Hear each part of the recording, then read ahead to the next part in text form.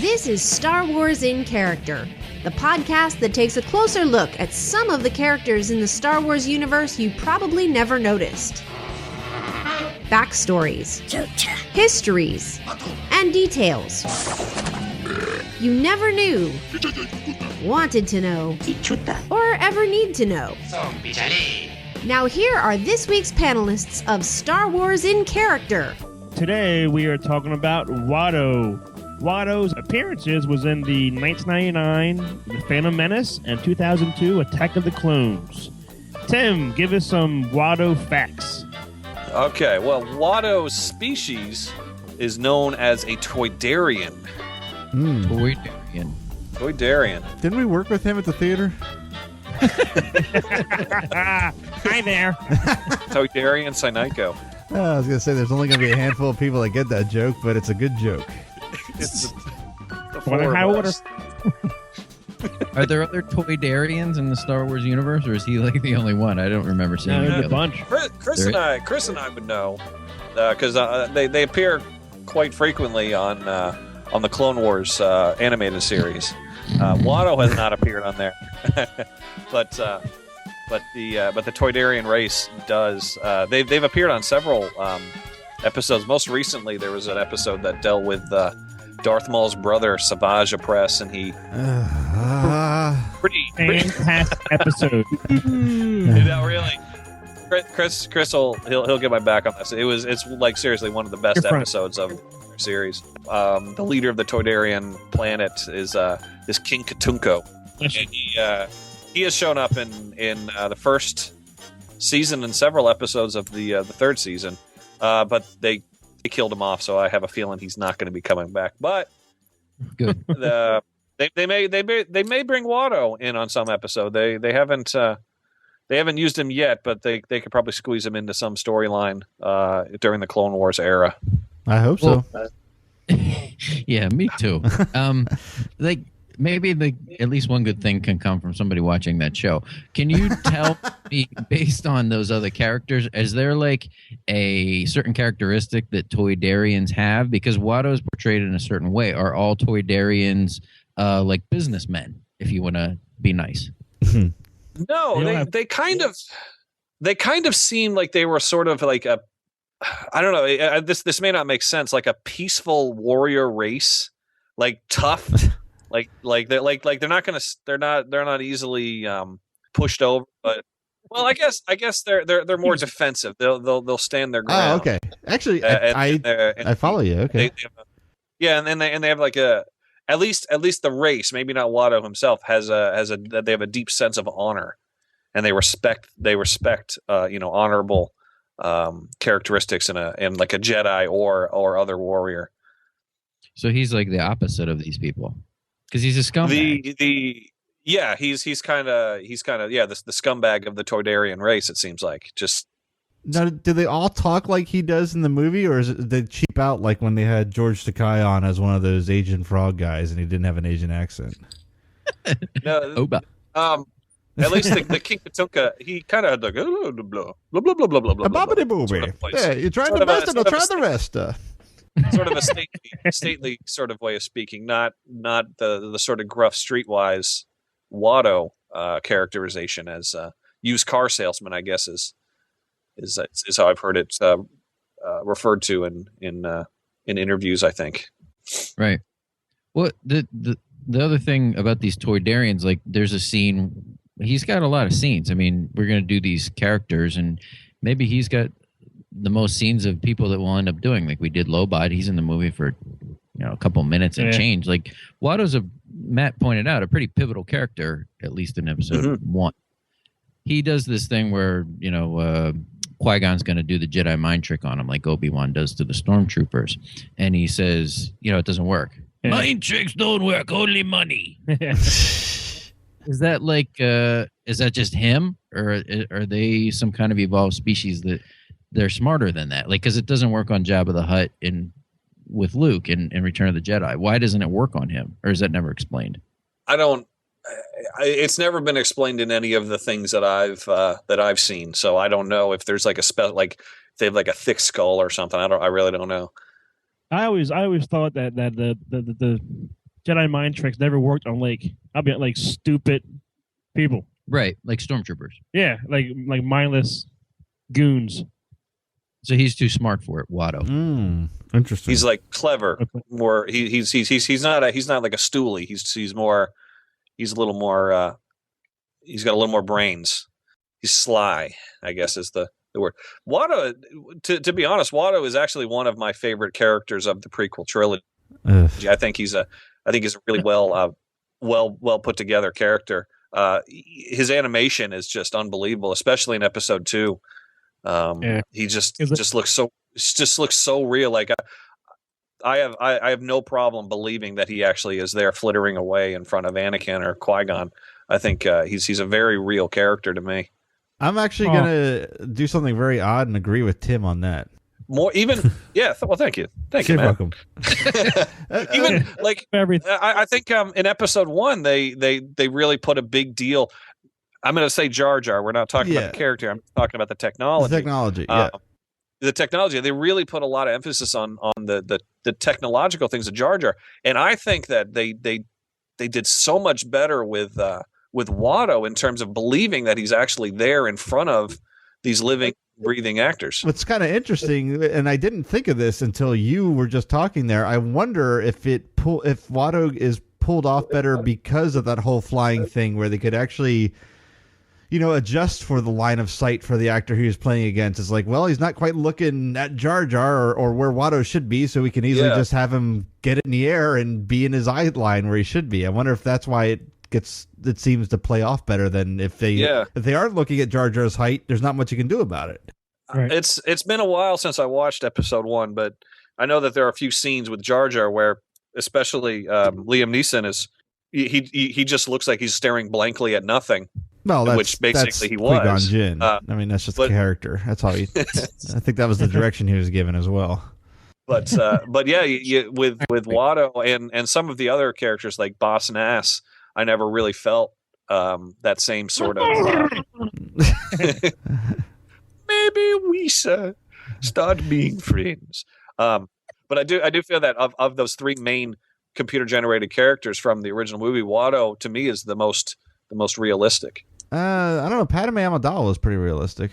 That white outfit. I mean, I agree with you guys about Watto. He is. I'm with Matt. Totally with Matt about episode 1. Not a fan, but as far as that goes, he's one of my favorite prequel characters in episode 1 and the little bit that he's in episode 2. I think he helped create this atmosphere of what we were told about when we were little about Mos Eisley in episode 4. It's supposed to be this den of scumbags. Yep. And you never get to see any of that. I mean, for several reasons, but now you finally get to see it, and I think he helped create that atmosphere, and I really did enjoy him as much as I didn't enjoy almost anything in that movie. I always felt bad for him too, because he was always alone. What the thing that makes me feel bad for him is that Qui-Gon cheats. He did. I agree. And aren't Jedi supposed to be honorable, noble people? Yeah, not Liam Neeson. Well, he's cheating a cheat. Because according to the novel for episode 1, those dice that he uses, the chance dice, those are weighted dice, so he knows that they're supposed to land on a particular color. Okay, so Watto's cheating, so it's okay. So he's cheating a cheat. So in this case, I guess the Jedi was thinking too, my wrong is counteracting his wrong, so it's not wrong. Okay. Wow. That makes sense? Yeah, you're stretching to cover a huge plot hole in the story. That makes perfect sense. And he doesn't know Qui-Gon's a Jedi the whole time, does he? No, I don't. Yeah, that always bothered me, and I always felt a little bit bad for Watto. I mean, not knowing about the weighted chance cube, of course, but I always felt bad. He got ripped off by this guy that was supposed to be a do-gooder. He deserves it.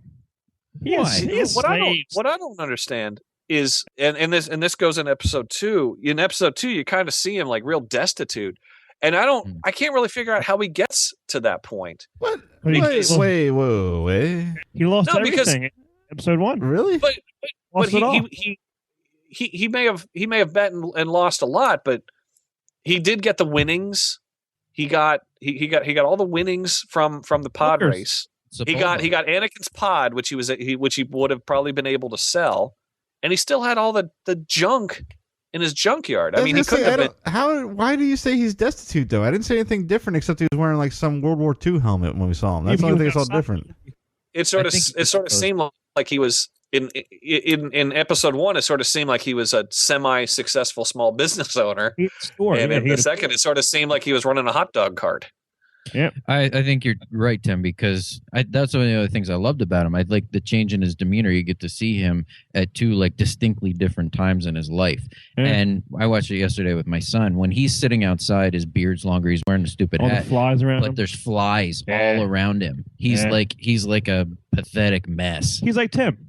Oh, Annie, except without the beard. Little Annie. Yeah. The funniest thing was when they walked in for the very first time when they met him in episode 1, and they walked into his shop. There was like a doorbell, like when you walk into like a convenience store, like it's like bing bong. Yeah, like a sensor. Yeah. Hey, what do you know? Like a pizza shop. Yeah.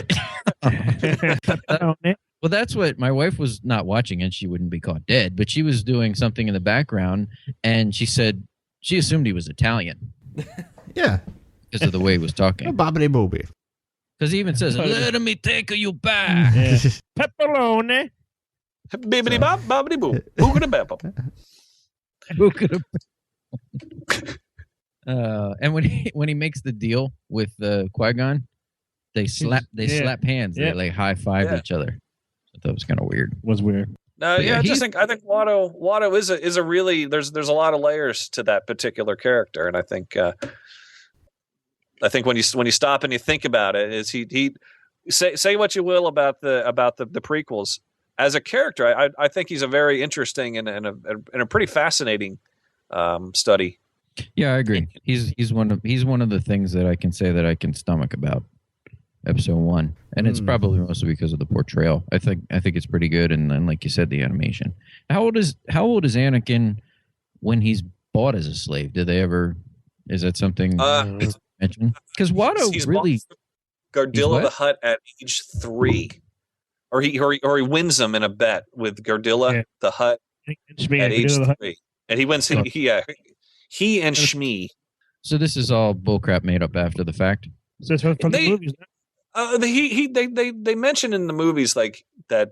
I think Anakin says something to the effect of that he was owned by Gardilla the Hutt and Watto had obtained him somehow, but they don't really go into detail. So Watto really raises Anakin in a way. With me, I guess. I mean, he's the closest to a father figure. I will be your father. I will be your father. Because I guess Shmi would be his moral his character, upbringing. And Watto, I guess, was just sort of utilizing. Anakin was a slave, but he was utilizing him as a talented mechanic, and he saw some potential as a pod racer. And right. he according to his backstory, he used Anakin in several pod races, which Anakin says he never won in the movie. He says he's been in a few, but he's never won one, never finished one, actually. So yeah, but Tim, in a way, like you know how teachers today supposedly mold the youth of our future. So in a way, Watto molded Anakin Skywalker's brain for his future. Listen to that. Look at that. That's pretty deep.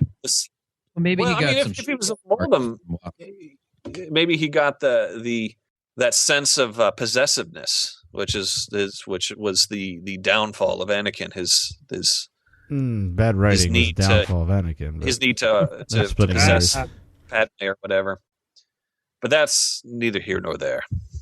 Or over here. What's your second fact there, Tim? Oh God, that was just one fact.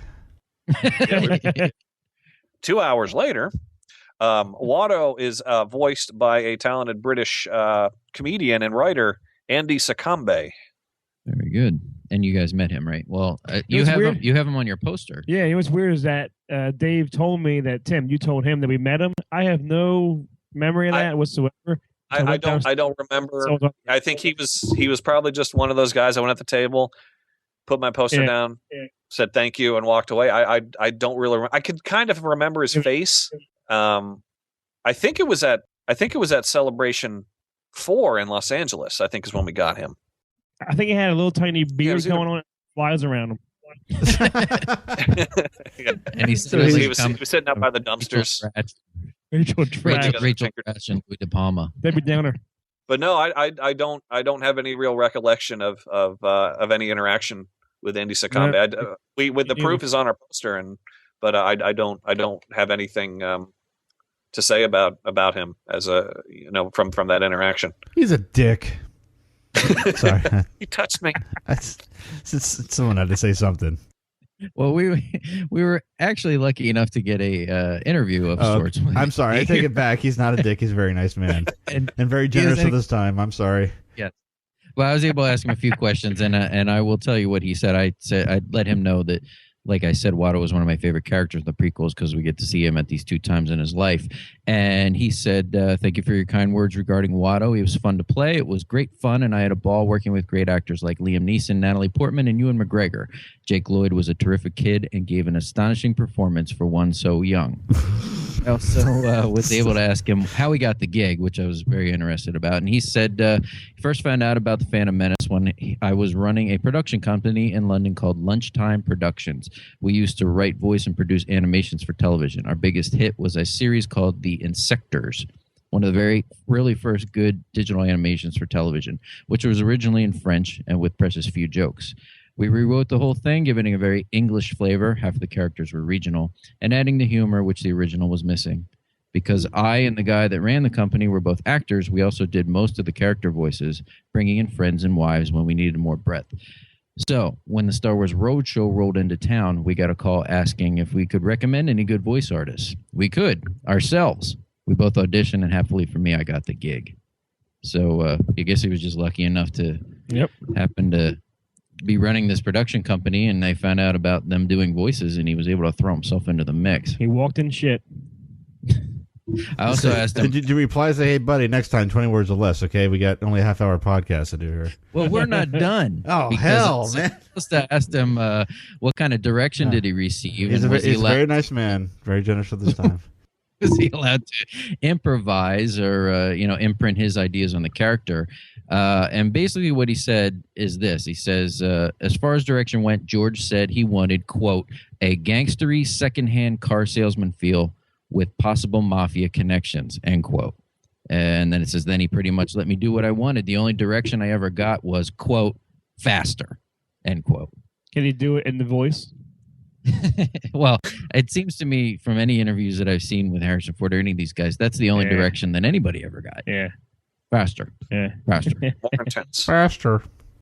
And I also asked him what he's doing these days. He said, these days I write more than I act, but that may change. I've written 5 novels to date, all in the comedy fantasy genre. Check out my Amazon page. And I most recently published a volume of memoirs about growing up with a father who was part of a British comedy institution, The Goons. Good luck with the podcast. Best wishes, Andy. So what a good dude. I feel bad for everything I just said, and I mean that. It was super cool of him. We're nobody. He doesn't know us anything. Yeah. And I'm a douche. Well, I think Andy would agree with that. Well, he's right. Andy can call me a douche, but only Andy. You can go on Amazon.com and find Andy's page. Just type in Andy Secombe. It's Secombe. He's written, there's a bunch of books on there. Limbo 2. I'm buying Endgame for Kindle right now. Endgame is on there, yes. So we'll put that website on our Facebook page when that is up and running as too, so you can link right to Andy's Amazon page. But I thought it was really nice of him to do that. I mean, yes, it was. We're just a bunch of nobodies. Yep. So for everything I said, I'm buying one of his books, and I hope that makes up for the douchey things I just said. However, Tim, you are now taking the brunt of the rest of the podcast, the rest of my rage. Right. All right. What's your third fact? Apparently, when the Phantom Menace was released, there was a lot of controversy over some of the characterizations in terms of voices for many of the characters, and Watto was not spared. Watto, Village Voice, basically calls him, and I'm quoting, a blatant ethnic stereotype due to his hooked nose. They were calling him a Jewish or Arab stereotype, very anti-Semitic. I can't pronounce that. But yeah, they were saying he was an anti-Semitic or Arabic stereotype in terms of how he was portrayed. Yeah, I read that too. It's episode 1 is ripe with stereotypes. There's the whole Jar Jar controversy with African American stereotypes in there, and then this one. And this never dawned on me. I mean, I don't think George Lucas is trying to pull a fast one on anybody. I mean, this is just coincidental. It kind of seems to me when I hear this sort of stuff, it just sort of seems to me like a writer just wants to get their name out there. This was kind of, I guess, the earlier days of the internet as being an entertainment medium, and I think that this was just kind of like link bait. You know, they would type in Star Wars, people would go, and it would create this controversy that probably didn't necessarily exist. And I don't really think too many people are talking about it anymore. No, probably not. I think it's kind of a non-issue these days. Yeah. Yeah, the one thing I read too is this lady who writes for something called the American Review said it dawned on her when she was leaving the theater, and she has a quote here that she heard 2 kids say, quote, they called Watto, quote, that weird little Jewish guy with wings. And I never got that till I started reading this. Yeah, I bet that didn't even happen. I'm looking at you, Jane Prettyman of the American Review. What did those 2 kids say after they saw Sam Jackson? I don't even want to go there. Even I'm not going to touch that one. Yeah, that. Well, the Jar Jar thing got a lot of press when it first came out. Oh yeah, and I never the Watto thing, like you said, it's there, but the Jar Jar thing I think overshadowed it. And that's unfortunate that they would pick the stereotype, because there's so many things to complain about Jar Jar other than the stereotype. Squeeze me. There you go. There's item number 1. Yeah, no, I remember going to see episode 1, and none of that stuff ever dawned on me. I do remember seeing episode 1 and thinking Jar Jar was annoying. Waiting over it. You couldn't wait. You don't care if it was all just shit on the screen, Tim. Yeah. As long as you heard the theme and you saw the scroll of the screen, you loved it. I was going to say you were too busy making sure no one saw you masturbating during the. How many times in theater? I think I've said this before. I saw episode 1 with a bunch of the guys from Wizard Magazine, and one of the guys I was sitting next to was Matt Senrick, who went on to create Robot Chicken with Seth Green. So I was eyeing him up and licking my lips and saying, "Oh wow!" No, just kidding. No, but or am I? Wow. No, but yeah, that was. But no, I just remember not thinking anything of that, and I guess the power of suggestion afterwards, when someone mentions it to you, you sort of go back and go, oh yeah, I can see that. But, yeah, if it's stereotypes, large nose, what people consider Jewish stereotypes, and they're idiots. So, agree. It's not worth giving any more credence to. So thanks for bringing it up, Tim. Yeah, thanks a lot. Put me down. Do it for the Jews. Are we ready for Matt's website? I'm ready. Of course you are. After what you just said, I have to let you know that the website is called Jew or Not Jew, where they discuss whether or not he's Jewish. So, did Mel Gibson make this website? Yeah, actually, you know what? There's a Mel scale on this site. It's a pretty funny site. So if you want to know for sure what the verdict is on Watto being a Jew or not a Jew, go to Jew or Not Jew and type in Watto in the search and find out for yourself. I'll leave that to you to find out. This is a real website. This is a real website. Oh my god. JewOrNotJew.com. This is where we're done. There is a website devoted to everything. Yep. Oh yeah. Jeez. Can you see? Is there like a clicker on there to see how many people have visited it? Let's see. Not that I see. That would be the true indictment of our nation. Unreal. There'll be one more after this is over because Chris is. I know. It's not so much the information on it that I found entertaining. It was the fact that it actually existed. I was like, wow, someone put effort into putting this together. If there's one for him, there must be one for Jar Jar then. I mean, not that we're doing him now, and probably won't. He's too much of a big of a character, hopefully, for us to do. Jar Jar is not in Jew or not Jew database. Wow. All right. Well, are we ready for some trivia then? I am ready. All right. Trivia. So our last show, we tried this out for the first time, and Chris, Tim, and myself all got our questions right, but Matt, however, did not. Which is awesome. So at this point, the score is 1 to 1 to 1 to 0. Yes. So in a way, I can say I'm winning. Yeah, you're tied for the lead. Okay. So we're going to start with Chris. Chris, are you ready? Uh-huh. Now, these questions are straight character questions. And Bring it. No, nothing else. Just characters only, since this is Star Wars in character. Are you ready? Bring it. Who said the ability to destroy a planet was insignificant next to the power of the Force? If you get this wrong, I swear. That's done now. Tim putting pressure on you. You want me to read it again? Please, could you host? Who said the ability to destroy a planet was insignificant next to the power of the Force? You know why? Vader. Final answer. That's correct. Woohoo! Did you just guess? Ding, ding, ding, ding. Remember the scene. So in a way, I'm winning, right? Right now? In Yeah, a you're way, winning Game over. you are Podcast over. winning. Yeah. Away. Podcast over. All In right. a way, So- in the way that you are winning, yes, you're winning. Thank you. No, it's Matt's turn. Uh-oh. Crap. Eh. Matt, are you Watto. ready? Yes. Correct. Original trilogy only. Oh, okay. You have a quote on here. I will insert the quotation marks. Who said, quote, "I must obey my master," end quote. I'm gonna guess that's Vader as well. That's correct. All right, I'm on the board. Matt's on the board. All right, Tim, are you ready? I am ready.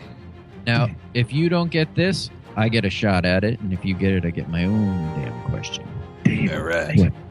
Hard. Make up something. Make up a question. Don't know. Noonan, Even miss it. Even if I pick it up, he'll still know. True. That's how pathetic. What do they mine in Cloud City? Yes. And that's a callback. All right, are you ready? I'm ready. Who was capable of deflecting blaster bolts with his hands? I'm sensing a theme here. I was saying, That are would there be any Vader. other answers in this card deck? Darth Those are three Vader. Fine. That's correct. There were 3 different random cards right now. Right in a row. That's weird. All right, Dave. All right. This is to tie. Dave, go on Okay, a limb ready? and commit to the answer Vader now before you even hear the question. What? Yeah. What character did James Earl Jones voice? No, I'm Get kidding. out of No, I'm here. kidding. Watto. Who, according to Admiral Mati, practiced sorcerer's ways? I swear to God. Darth Vader. Ooh, yes. How weird is that? That is weird. That's beyond weird. I pulled 4 random cards out, Yep. and he was the answer on all 4. Yep. Well, all right. Congratulations to everyone. Yeah. Good job, Matt. Thank you. Hey. That's more upset now that he got one right. I am. I'm like, damn Got it. it That wrong. means He's like, "Oh, I'm playing the game for real. Shit. Well, I guess that's it. We would like to thank you for listening to our Star Wars and character discussion about Watto.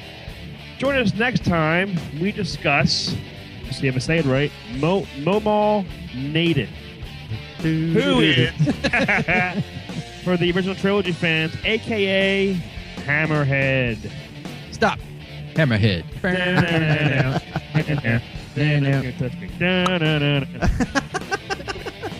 I love that sound effect. That's a wrap. Thanks for listening to Star Wars in Character.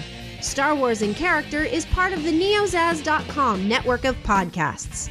For more great podcasts and original entertainment, please visit www.neozaz.com. Star Wars in Character is not affiliated with nor endorsed by Lucasfilm Limited or 20th Century Fox. Star Wars and all Star Wars universe characters, places, or Star Wars related items are the copyright of Lucasfilm Limited or their respective trademark and copyright holders. Visit www.swic.neozaz.com for the latest Star Wars in Character episodes and information.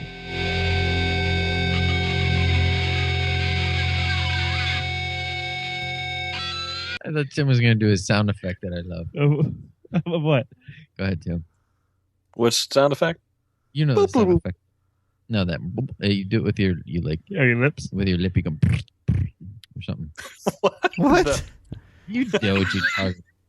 You do that like bubble do, popping. like, You're bubble popping. It's like with your- yeah. That one? And then you stick your finger in your mouth and do the pop.